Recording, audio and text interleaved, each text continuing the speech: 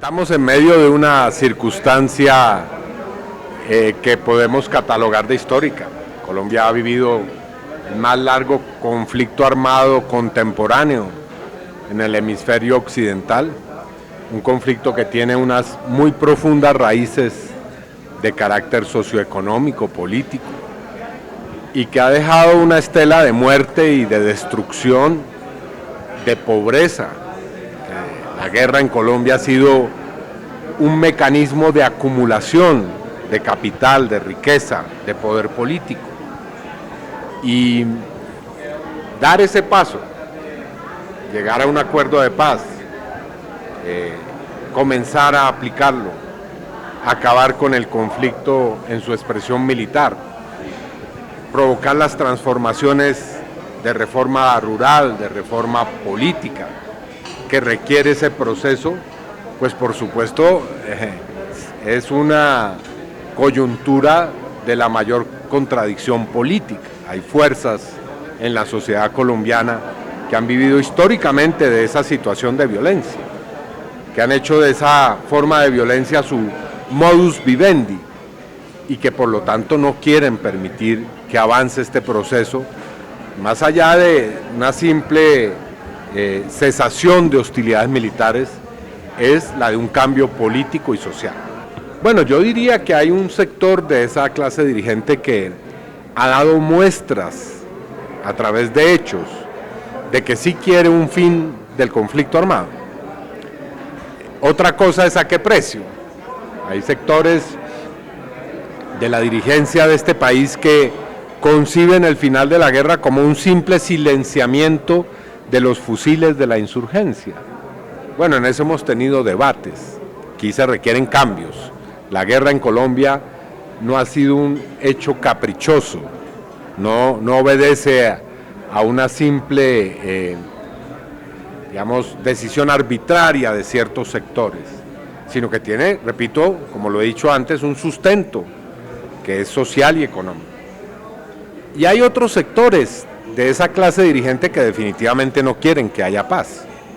Y no quieren porque están ligados a la economía del narcotráfico, que ha logrado un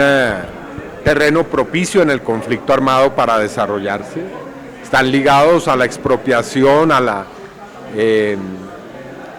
usurpación de tierras de los campesinos. Están ligados a la economía del comercio legal e ilegal de armas y a la industria militar. Y entonces, por supuesto que tienen intereses adversos a este proceso que se está dando. En primer lugar, se ha ampliado una amplia ley de amnistía que reconoce además el delito político. La amnistía se concede por los delitos de rebelión,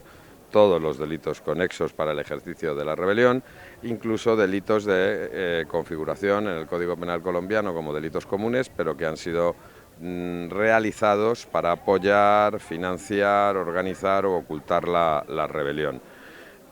Conforme al mandato de las leyes internacionales, no se amnistiarán los crímenes internacionales, los graves crímenes de guerra, los crímenes de lesa humanidad y los crímenes de genocidio.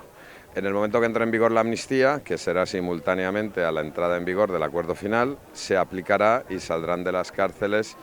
los guerrilleros prisioneros, y respecto a aquellos que tengan condenas según las leyes colombianas, en principio equiparables a crímenes internacionales, también quedarán en libertad, sometidos a la Jurisdicción Especial para la Paz para que ésta dilucide si realmente esos delitos se puede considerar como crímenes internacionales o las sentencias han sido puestas en aplicación de lo que se denomina el derecho penal del enemigo. En caso de que la Jurisdicción Especial para la Paz entendiera que efectivamente se han cometido crímenes internacionales por esos guerrilleros, que estarán en libertad, se aplicará el procedimiento regular, es decir, si se reconoce el hecho, pues se impondrán unas sanciones de tipo restaurativo de reparación a las víctimas. Además de eso, se ha acordado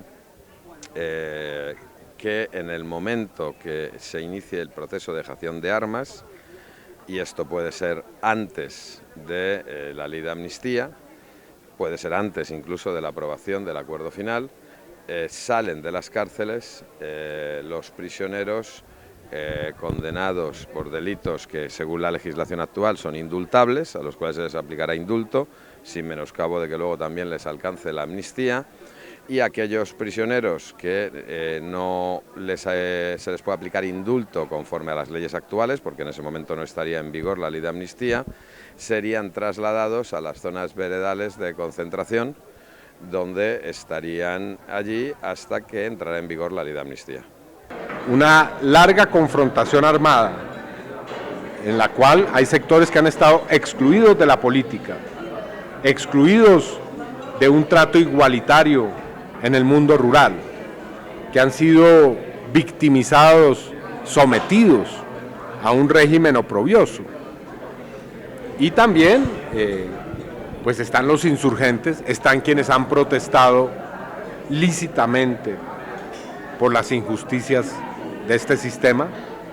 y entonces la amnistía lo que hace es reconocer que hay delitos políticos y que esos delitos políticos deben ser objeto al final del conflicto armado de una medida de perdón y de gracia. Colombia ha tenido en su época más reciente dos grandes guerrillas, la guerrilla de las FARC, que es una guerrilla más grande, tiene una mayor presencia territorial, y una guerrilla que también tiene una larga historia de más de 50 años, que es la guerrilla del Ejército de Liberación Nacional, que tiene planteamientos propios. FARC y ELN coinciden en muchos aspectos de su visión política, pero también tienen visiones propias. Entonces, por supuesto que es una parte que le falta a este proceso y que hay que adelantar en medio de esa situación un poco contradictoria. Se aplican los acuerdos de paz con una guerrilla y se debe desarrollar los diálogos de paz con la otra guerrilla.